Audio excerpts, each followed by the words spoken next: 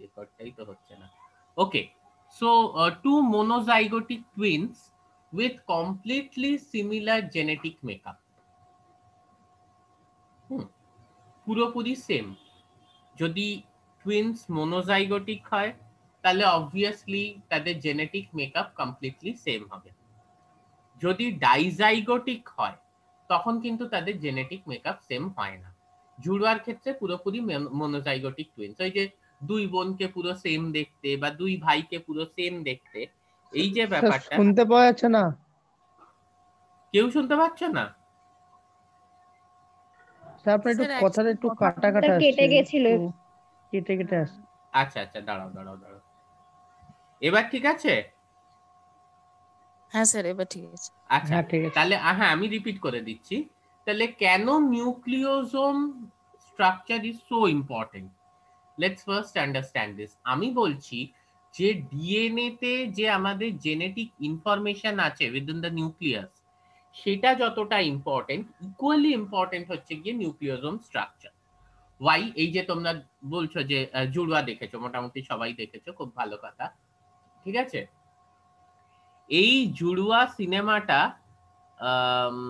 দেখার পরে যেটা হয়েছে, এই যে দেখতে দেখতে একটা জিনিস আমরা বুঝতে পেরেছি যে দুজন সালমান বা দুজন বরুণ ধাওয়ান যারাই হোক, এরা হচ্ছে গিয়ে মোনোজাইগোটিক টুইনস। মানে এদের জেনেটিক মেকআপ কমপ্লিটলি সেম। একজনের জেনেটিক মেকআপ যা, অন্যজনের জেনেটিক মেকআপ তাই, তার মধ্যে কোনো পার্থক্য নেই। Very nice. কিন্তু বক্তব্য হচ্ছে যে ক্যারেক্টারিস্টিক্স কিন্তু সেম নয়। মানে সিনেমাটাতেও যা দেখিয়েছে, একজন হচ্ছে চোর, গুন্ডা, বদমাস, মারপিট করছে, এরকম অ্যাকশন ফ্যাকশন করছে, অন্যজন হচ্ছে গিয়ে খুব ভালো, পড়াশোনায় ভালো, গান করে, ভদ্র সভ্য ইত্যাদি। তার মানে যে আমাদের জেনেটিক মেকআপ যদি সেম হয়, স্টিল আমাদের যে বৈশিষ্ট্য বা ক্যারেক্টারিস্টিক সেগুলো সেম হয় না। দুজন মনোজাইগোটিক টুইন্সের কিন্তু কখনোই বৈশিষ্ট্য বা ক্যারেক্টারিস্টিক সেম হয় না। So my question is Y like this, এটা কেন? কারণ জেনেটিক মেকআপ তো সেম। আমরা যা, আমাদের যা বৈশিষ্ট্য হবে সেগুলো যদি নির্ধারণ করে আমাদের মধ্যে যে জিন আছে, তাহলে দুজন লোকের মধ্যে একদম সেম জিন, তার সেম রেগুলেটর সবকিছু আছে, কিন্তু দেখা যাচ্ছে যে একজনের থেকে অন্যজনের কিন্তু অনেকটাই আলাদা হচ্ছে গিয়ে trait. Why it is like this, এইটা কেন হচ্ছে? Any idea? স্যার ওই ডিএনএ গুলো যখন হিস্টোন প্রোটিনের সঙ্গে যুক্ত থাকে, হুম তো ওটা যদি মানে খুব শক্তভাবে থাকে, তাহলে ট্রান্সক্রিপশন বাধাপ্রাপ্ত হয়, আর তখন প্রোটিন উৎপন্ন করতে পারে না। আর এই প্রোটিনগুলোই আমাদের বিভিন্ন মানে ক্রিয়াকে নিয়ন্ত্রণ করে। সেই জন্য দুটো আলাদা আলাদা হয় আর কি। হুম, তোমাকে এটা কে বলেছে? স্যার আপনি ক্লাসে বলেছিলেন, মানে আমি যে দুটো লেকচার দেখেছি ওই দুটো বলেছিলেন। ও বাহ, ভেরি গুড, তাহলে ওই দুটো লেকচার তুমি শুনেছো। দ্যাটস অ্যাবসলিউটলি কারেক্ট, ও যেটা বলেছে। আমি সেটাই ভাবছি, আমি এক্সপেক্ট করিনি যে এই প্রশ্নটার উত্তরও দিতে পারবে, মানে কেউ দিতে পারবে। বাট ইয়া, আমার লেকচারটা শুনলে তো অবশ্যই দিতে পারবে। Yeah, absolutely this is the reason. ঠিক আছে, যে লেভেল অফ ট্রান্সক্রিপশন, মানে কতটা আরএনএ তৈরি হচ্ছে এবং কতটা প্রোটিন তৈরি হচ্ছে নিউক্লিয়াসের মধ্যে, এটা নির্ধারিত হয় কিন্তু by means of this nucleosomal packaging, nucleosomal packaging of DNA. তাহলে আমরা এই যে বৈশিষ্ট্য যেগুলো নির্ধারণ করে আমাদের ডিএনএ, এটা জেনারেশনের পর জেনারেশন যে ট্রান্সফার হচ্ছে, এইটা স্টাডি করার সায়েন্সটাকে আমরা কি বলে থাকি?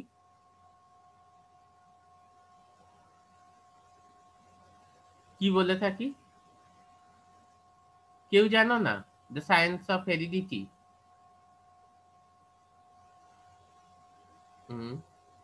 Genetics, of course. কি হলো, এম আই অডেবল? শোনা যাচ্ছে তো উৎসাহ? স্যার শোনা যাচ্ছে। হ্যাঁ, হ্যাঁ জেনেটিক্স স্যার কি? জেনেটিক্স কি বলো? What is genetics? Sir genetics হচ্ছে ওই স্টাডি অফ জিনস, যেটা আমরা আমাদের প্যারেন্টাল থেকে আমরা মানে পেয়ে থাকি, সাধারণত যে ট্রেটস গুলো আমরা পেয়ে থাকি সেটার ব্যাপারে স্টাডিটা হচ্ছে আচ্ছা জেনেটিক্স। আচ্ছা, Sir, it is a type of heredity which transferred from offspring to parents আচ্ছা, parents to offspring. or parents to offspring. আচ্ছা, আর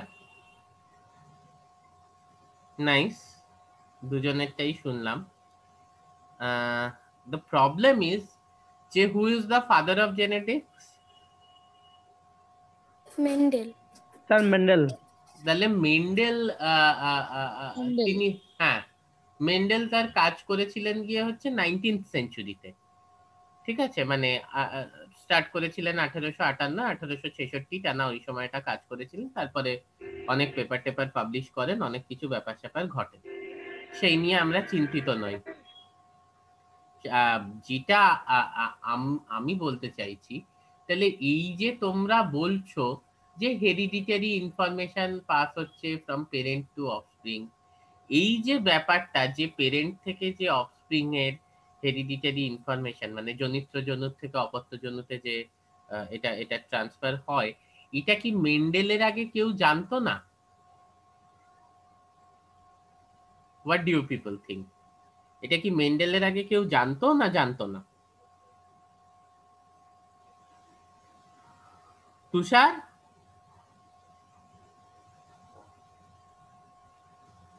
হ্যাঁ স্যার।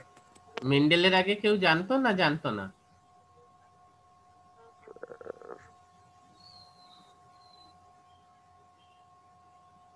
কি হলো? স্যার জানতো না। মানে জানতো না যে এরকম যে মানে পেরেন্টস থেকে অফস্প্রিং এ হেরিডিটারি ইনফরমেশন ট্রান্সফার হচ্ছে? That's what I am asking. Tushar, তুমি জিয়াগঞ্জের, তাই তো? হ্যাঁ স্যার, জিয়াগঞ্জে এখন ঠান্ডা কেমন? খুব ভালোই আর কি। না মানে তার উপর আজকে মানে গতকাল অবধি যতটা ছিল আজকে তার থেকে কম আছে অনেক, সকাল থেকে। না, ওই জন্যই জিজ্ঞেস করছি, আমরা সব আসছি তো এবার, তাই কি কি জ্যাকেট ফ্যাকেট নিতে হবে সেই জন্য জেনে নিচ্ছি যে জিয়াগঞ্জে ঠান্ডাটা কেমন আছে। যাই হোক, বাড়ছে কমছে স্যার, গতকাল পরশু ভালো ছিল, আজকে আবার দেখছি কম অনেক ঠান্ডা। হ্যাঁ, এবার তো কমবে বলেইছে, বুধবার থেকে কমে যাবে। যাই হোক, ঠিক আছে, অসুবিধা নেই। না তাহলে এইটাই যদি সত্যি হয় যে মেন্ডেলের আগে কেউ জানতোই না, তাহলে হরপ্পা মহেঞ্জোদারো সভ্যতা, আমি আশা করি তোমরা সবাই শুনেছো, সেই সময় মানে ইন 2000 বিসি, সেই সময় দেখা গেছে যে বিভিন্ন প্লান্ট ভ্যারাইটি কে ওরা হাইব্রিডাইজ করেছে, মানে সংকরায়ন করা হয়েছে। কেন না? ইমপ্রুভড কোয়ালিটি প্লান্টস পাওয়ার জন্য, মানে ক্রপস কোয়ালিটি ইমপ্রুভ করার জন্য different crop plants were hybridized. Different crop plants were hybridized to get improved quality of crops. ওকে, এই জিনিসটা কিন্তু দেখা গেছে গিয়ে হরপ্পা মহেঞ্জোদারো সভ্যতার সময়। তো this is the problem. This is the problem মানে হচ্ছে গিয়ে যে এইটা হচ্ছে গিয়ে একটা একটা জিনিস যেটা আমরা অনেক সময় হয়তো ভুল করি, যে না মেন্ডেল তিনি হয়তো এই ব্যাপারটা প্রথমে বুঝেছিলেন যে একটা জেনারেশন থেকে অন্য জেনারেশনে ইনফরমেশন ট্রান্সফার হয়, বিকজ পেরেন্টস লুক এই offsprings look alike their parents. হ্যাঁ, but this is not completely true. মেন্ডেলের অনেক আগে this thing was quite established that if you hybridize crop plants of two different traits, then you might get a crop plant as an offspring which is having both these traits or some new traits of its own. But Mendel was the father of genetics because he gave the mechanism for it. কি হচ্ছে এটা বড় কথা আমাদের সায়েন্সে নয়, আমরা প্রত্যেকে দেখি যে আকাশ নীল রঙের, ঠিক আছে, সেটা সেটা কিছু বড় ব্যাপার নয়।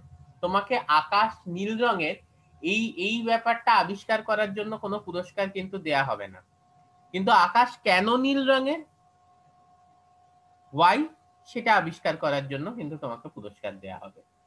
আকাশ কেন নীল রঙের, কে বলবে? কেউ জানে? নো। স্যার ওই স্পেকট্রামের নীলে জন্য আহ, স্যার কি বলো? স্যার বিভিন্ন গ্যাসের কারণে না স্যার, নীল রঙের স্ক্যাটারিং এর কারণে তরঙ্গদৈর্ঘ্যটা হয় এটা, বেশি।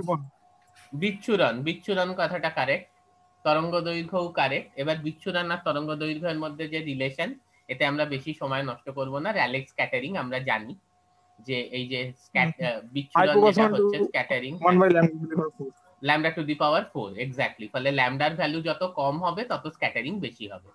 আমরা জানি নীল লাইটের ওয়েভলেংথ কম, তরঙ্গ দৈর্ঘ্য কম, ওই জন্য বেশি হচ্ছে। That's correct, very good. তো দ্যাটস দ্য মেকানিজম। এইবার মেন্ডেল কি হলো, এইটা সবাই জানে যে জনিত্রজনক যে বৈশিষ্ট্য, সেই বৈশিষ্ট্য কিছু অপত্যতে যায় ইত্যাদি, কিন্তু কিভাবে যাচ্ছে, what is the mechanism, that is through discrete factors. Mendel তো জিন বা অ্যালিল জানতেন না, উনি ফ্যাক্টর কথাটা বলেছিলেন। That is through discrete factors. এই যে ডিসক্রিট ফ্যাক্টরস এর যে কনসেপ্টটা, এই কনসেপ্টটা কিন্তু মেন্ডেল দিতে সক্ষম হয়েছিলেন। Okay, the concept of discrete factors. That's why he is called the father of genetics. বোঝা যাচ্ছে? এই জিনিসটা কিন্তু খুব ভালো করে আমাদেরকে বুঝতে হবে যে কিভাবে হচ্ছে এই ব্যাপারটা ইম্পর্টেন্ট। তো তখন কিন্তু আমরা পুরোপুরি ইন্টারেস্টেড ছিলাম about the genetic transfer of information, কিন্তু এখন এই যে একটা নতুন কনসেপ্ট চলে এসছে, মন দিয়ে শোনো, that is epigenetics. And this epigenetics is regulated at the nucleosomal level. Epigenetics মানে হচ্ছে যে তোমার এনভায়রনমেন্ট, ঠিক আছে, তোমার যে বিভিন্ন ক্যারেক্টার্স আছে বা জেনেটিক ইনফরমেশন আছে, সেগুলোকে কিভাবে মডিফাই করবে। How the environment will modify different genetic information present within you. Okay, এই জিনিসটাকে আমরা বলে থাকি these are through epigenetic changes. বোঝা যাচ্ছে? বৈশালী,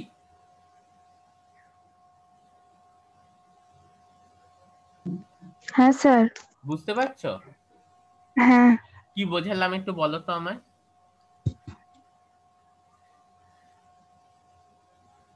মিউট করে দিল শুনে।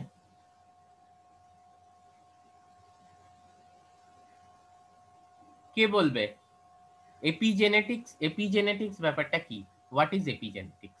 আবার একবার রিপিট করে দিচ্ছি যে জেনেটিক ইনফরমেশন আমাদের ডিএনএ তে আছে এবং সেটা generation after generation pass on হচ্ছে। বাট শুধু জেনেটিক ইনফরমেশনই যদি আমাদের বৈশিষ্ট্য নির্ধারণ করত, তাহলে দুই ভাই, একজন পড়াশোনায় খুব ভালো, একজন ভালো না, কেন না? তাদের তো জেনেটিক পুরো সেম, মেকআপ পুরো সেম, তাহলে একজনের যতটা ভালো হওয়া উচিত ছিল অন্যজনেরও ততটাই ভালো হওয়া উচিত। বা বিভিন্ন যে ট্রেড গুণ, একজন ভালো গাইছে অন্যজন ভালো গাইতে পারছে না, কেন? The environment. হ্যাঁ, এবং কখনোই এটা দেখা যায় না যে দুজন মনোজাইগোটিক টুইনস, তার জন্ম সেম একসাথে হলেও তার মৃত্যু একসাথে হচ্ছে, এরকম কিন্তু না। কেন? একসাথেই তো হওয়া উচিত, দুজনের জেনেটিক ইনফরমেশন সেম, হেপ্লিক লিমিটও সেম হওয়া উচিত। হেপ্লিক লিমিট যদি সেম হয় একসাথেই মরবো, কিন্তু না, তা হচ্ছে না। একজন আগে মরে যাচ্ছে, একজন পরে মরে যাচ্ছে।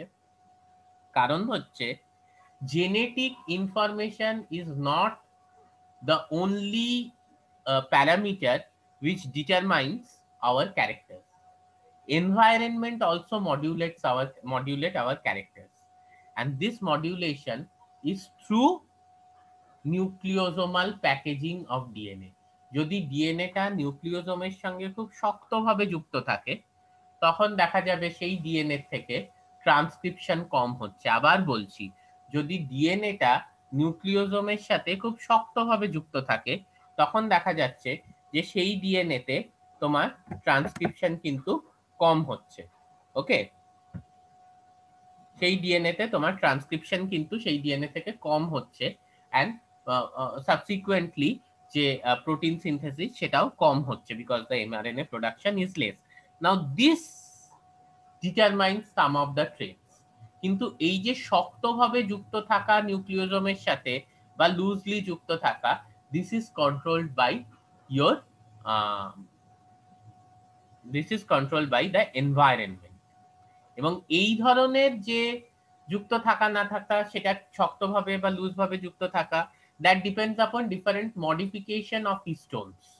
হিস্টোন যেমনি জেনেটিক কোড আছে, সেমনি হিস্টোন কোড বলে একটা জিনিস আছে। এই যে মডিফিকেশন অফ হিস্টোন, এই মুহূর্তে আমরা এইতে যেতে চাইছি না, এগুলো সাবসিকুয়েন্টলি তোমরা পড়বে।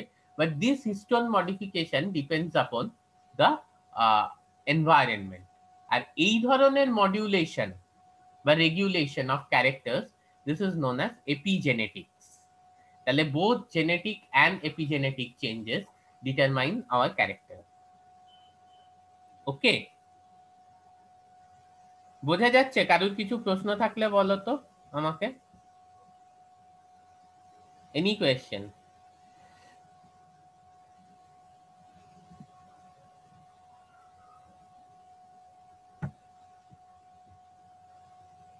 হ্যাঁ বলো।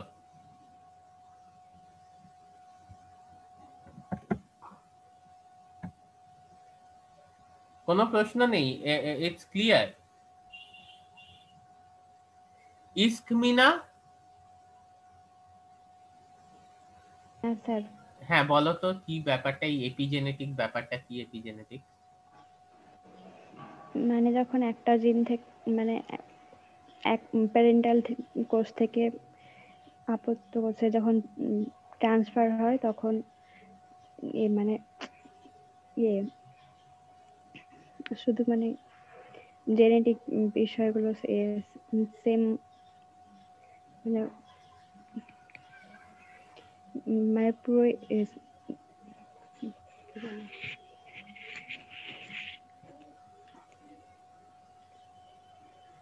বুঝলাম। ওকে, ছেড়ে দাও। আচ্ছা, আমি না, ঠিক আছে, অসুবিধা নেই, তোমরা এটা শোনো, আবার শুনলে ব্যাপারটা ক্লিয়ার হবে। প্রথমবারে নাই বুঝতে পারো, সেই নিয়ে আমার কিছু বলার নেই। আচ্ছা, এছাড়া নিউক্লিয়াসে আর কি কি থাকে কে বলবে? এটা ইসমিনা বলবে। নিউক্লিয়াসে আর কি কি থাকে ইসমিনা?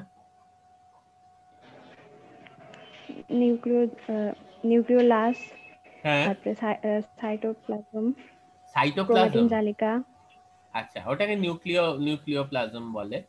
যাই হোক, ক্রোমাটিন, নিউক্লিওপ্লাজম, হ্যাঁ, ক্রোমাটিন জালিকা। আর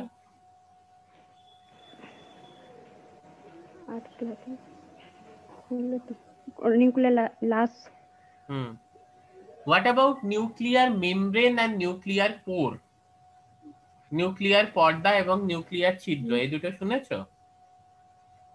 হ্যাঁ। Okay, so nuclear membrane and nuclear pore. না, এবার আমি একটু তোমাদের জিজ্ঞেস করব যে এই দুটো সিগনিফিকেন্স কি? What is the significance of nuclear membrane and nuclear pore? Sir, কোষের আশেপাশের সঙ্গে সম্পর্ক বজায় রাখতে, মানে কন্ট্যাক্ট করতে ইউজ। সম্পর্ক বজায় রাখতে, হ্যাঁ বলো। স্যার, মানে নিউক্লিয় পর্দা যেটা আছে, মানে নিউক্লিয় মেমব্রেন, সেটা মানে একটা নিউক্লিয়াসের শেপ প্রদানও করে বা বা নিউক্লিয়াসের ভেতরের অংশগুলোকে রক্ষা করে, মানে নিউক্লিয় মেমব্রেন। আর নিউক্লিয় পোর যেগুলো মানে কোষের সাইটোপ্লাজমে এবং নিউক্লিয়াসের মধ্যে মানে মলিকিউল, যেগুলো এসেনশিয়াল মলিকিউল গুলোকে বা জিন বস্তু যেগুলো বা আমাদের জেনেটিক মেটেরিয়াল গুলোকে ট্রান্সফারে মানে সাহায্য করে, মানে নিউক্লিয়াস মানে যেটা হলো নিউক্লিয় পোর এই কাজটা করে। আর নিউক্লিয় জেনেটিক মেমব্রেন যেটা, সেটা মেটেরিয়ালকে কখনোই হয়তো না, আমাদের মানে জেনেটিক মেটেরিয়াল সবসময় নিউক্লিয়াসের ভেতরেই থাকে। আচ্ছা ও বলো, না না কি না, ঠিক সরি, আছে? মানে মানে হ্যাঁ, এসেনশিয়াল মলিকিউলস। আচ্ছা, ঠিক আছে, ঠিক আছে, বুঝতে পেরেছি। Very good. হ্যাঁ বল। হ্যাঁ, নিউক্লিয়াস বলো। হ্যাঁ স্যার, নিউক্লিয়ার মেমব্রেনটা আমাদের মানে যেটা সেলের নিউক্লিওলাস মধ্যে যে জেনেটিক মেটেরিয়ালটা থাকে সেটা প্রোটেক্ট করার জন্য আছে সাধারণত। ক্রোমোজোমস আর এগুলো জেনেটিক মেটেরিয়ালটাকে প্রোটেক্ট করার জন্য। ইসমিনা একটা খুব ইম্পর্টেন্ট কথা বলেছে, সেটা হচ্ছে, আমি তোমাদের বলি, হয়তো এটার সঙ্গে কতটা রেলেভেন্ট আমি না, যে আশেপাশের এনভায়রনমেন্টের সঙ্গে সম্পর্ক বজায় রাখা। এই যে সম্পর্ক বজায় রাখা যে কোনো ক্ষেত্রে, এটার একটা খুব ইম্পর্টেন্ট পার্ট হচ্ছে কি জানো? টু হ্যাভ আ ফেন্স, ঠিক আছে, একটা ব্যারিয়ার। হ্যাঁ, আমরা প্রত্যেকে বাড়িতে বা ফ্ল্যাটে থাকি। তোমার বাড়ির দেয়াল আর পাশের বাড়ির দেয়ালটা যদি ভেঙে দেওয়া হয়, খুব ভালো লাগবে? তাতে কি খুব ভালো সম্পর্ক বজায় থাকবে? না, তোমাদের মধ্যে যারা গ্রামের দিকে থাকো তাদের তো এখনো এটা আছে আর কি। গ্রামে অত দেয়াল ফিয়াল লোকে দেয় না বাড়িতে, হ্যাঁ, জাস্ট কম্পাউন্ড ওয়াল ফল। কিন্তু যদি শহরে দেখো, প্রত্যেকটা বাড়ির চারদিকে একটা দেয়াল থাকে, ঘেরা থাকে একটা এরকম। কেন? সেটা ভেঙে দিলে কিন্তু খুব একটা ভালো লাগবে না। তো সম্পর্ক ঠিকঠাক রাখার জন্য একটা কিন্তু ফেন্স থাকতে হয়। There was a famous poem in English, good fences make good neighbor. Okay, good fences make good নেবার, মানে ভালো যদি ফেন্স থাকে তাহলে কিন্তু পড়শিদের সঙ্গে আমাদের সম্পর্ক ভালো হয়। এনিওয়ে, এখানেও হচ্ছে ব্যাপারটা এই, নিউক্লিয়াসের মধ্যে যে এনভায়রনমেন্ট আর সাইটোপ্লাজমের যে এনভায়রনমেন্ট, দুটো এনভায়রনমেন্ট কিন্তু ডিফারেন্ট। এবং এটাকে কিন্তু আমার অফকোর্স একে অপরের থেকে ডিস্টিংগুইশ করতে হবে, যে the nucleoplasm and the cytoplasm, these two are different components with respect to everything. তাহলে কিন্তু আমাদের বাড়ির চারদিকে যদি একটা ওয়াল থাকে, তাহলে কি that protects our privacy, that protects our privacy। তা আমাদের প্রাইভেসিটা প্রোটেক্ট করাটা খুব ইম্পর্টেন্ট। ওকে, আমাদের বাড়ির চারদিকে যদি একটা ওয়াল থাকে, that protects our privacy. This protection of privacy is very very very very important. ওকে, এইবার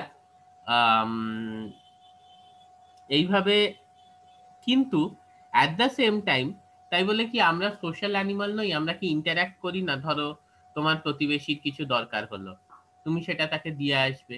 তোমার কিছু দরকার হলো, তোমার প্রতিবেশী সেটা তাকে দিয়ে আসবে। এই যে আদান প্রদান, শুভজিৎ বোধহয় বললো যে ইম্পর্টেন্ট যে এসেনশিয়াল যে এলিমেন্টস গুলো, সেগুলোর আদান প্রদান, ঠিক আছে, এই ব্যাপারটা কিন্তু হতে হবে। বাট আগেন, এই আদান প্রদানটাও কিন্তু যেন জেনারেলাইজ না হয়ে যায়, মানে প্রতিবেশীর বাড়ি থেকে যখন যে ইচ্ছে তোমার বাড়ি ঢুকে যাচ্ছে, বা তোমার বাড়ি থেকে যখন যে ইচ্ছে ওখানে চলে যাচ্ছে, এটা যেন না হয়।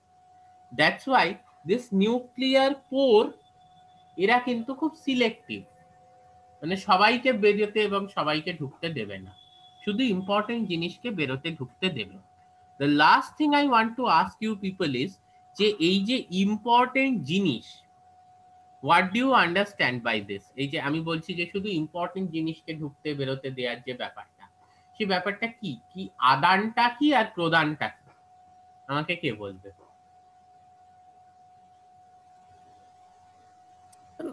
আরএনএ সিনথেসিসের পর ওই আরএনএটা তো বেরিয়ে যখন এন্ডোপ্লাজমিক রেটিকুলামে আসছে, তখন ওই নিউক্লিয়ার পোর্টটা দিয়ে বেরিয়ে ওটা এন্ডোপ্লাজমিক রেটিকুলামে আসে। দুটো প্রশ্ন, প্রথম হচ্ছে কোন ধরনের আরএনএ, আর দ্বিতীয় হচ্ছে এন্ডোপ্লাজমিক রেটিকুলামে কেন আসে? এমআরএনএ। আর কেন আসে এন্ডোপ্লাজমিক রেটিকুলামে?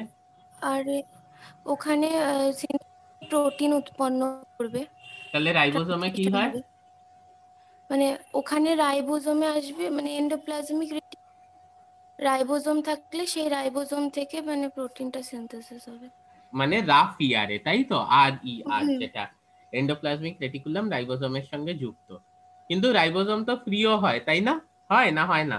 হ্যাঁ হ্যাঁ, ফ্রিও হয়। আচ্ছা, ভেরি গুড, ভেরি গুড। ঠিক আছে, তো দ্যাটস অ্যাবসলিউটলি কারেক্ট। ও একটা খুব ভালো উদাহরণ দিয়েছে আদানের, মানে যেটা আর কি সিনথেসিস হচ্ছে বা যেটা সংশ্লেষ হচ্ছে গিয়ে আমার কোথায়, আমার নিউক্লিয়াসের মধ্যে, কিন্তু তারপর সেই জিনিসটা কিন্তু বেরিয়ে যাচ্ছে, বেরিয়ে কোথায় যাচ্ছে? আলটিমেটলি আমার সাইটোপ্লাজমে চলে যাচ্ছে ফর প্রোটিন সিনথেসিস।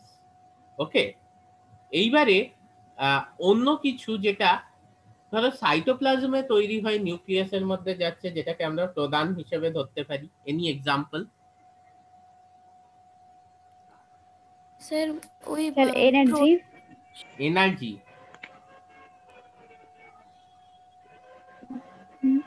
মানে এটিপির কথা বলছো? স্যার মানে সব, হ্যাঁ, হ্যাঁ আচ্ছা স্যার। আচ্ছা আচ্ছা, বলো বলো, একজন উৎসা কিছু বলছে, বলো। হ্যাঁ স্যার ওই যে রাইবোজোমের মানে ওখানে যে প্রোটিনগুলো সিনথেসিস হচ্ছে, সেগুলো তো ওই ট্রান্সক্রিপশনের সময় কাজে লাগে কিছু প্রোটিন, সেগুলো ওখান থেকে যায়। রাইট, মানে তোমার রেপ্লিকেশন, ধরো ডিএনএ পলিমারেজ ইত্যাদি, হ্যাঁ ডিএনএ পলিমারেজ, হেলিকেজ, লাইগেজ, ঠিক আছে, প্রাইমেজ, এই প্রত্যেকটা প্রোটিন, কিংবা ট্রান্সক্রিপশনের জন্য আরএনএ পলিমারেজ, এই ইত্যাদি সবকটা প্রোটিনই কিন্তু সিনথেসাইজড হচ্ছে গিয়ে আমাদের সাইটোপ্লাজমে, কিন্তু সেখান থেকে এগুলো ট্রাভেল করে যাচ্ছে গিয়ে হচ্ছে আমাদের নিউক্লিয়াসে। Is it okay? So this is how this is possible. This is possible through the nuclear pore. But nuclear pore কি সব জিনিসকেই যেতে দেবে বা সব জিনিসকেই বেরোতে দেবে? ফর এক্সাম্পল, যে যদি আমার মনে হয় ডিএনএ বা জেনেটিক মেটেরিয়ালটা সেটা নিউক্লিয়াসের থেকে বেরিয়ে সাইটোপ্লাজমে চলে আসে, তাহলে ইজ দ্যাট পসিবল? এই ব্যাপারগুলো নিয়ে আমরা নেক্সট ক্লাসে ডিসকাস করব। আজকে আমরা এখানেই এন্ড করছি, বাট এন্ড করার আগে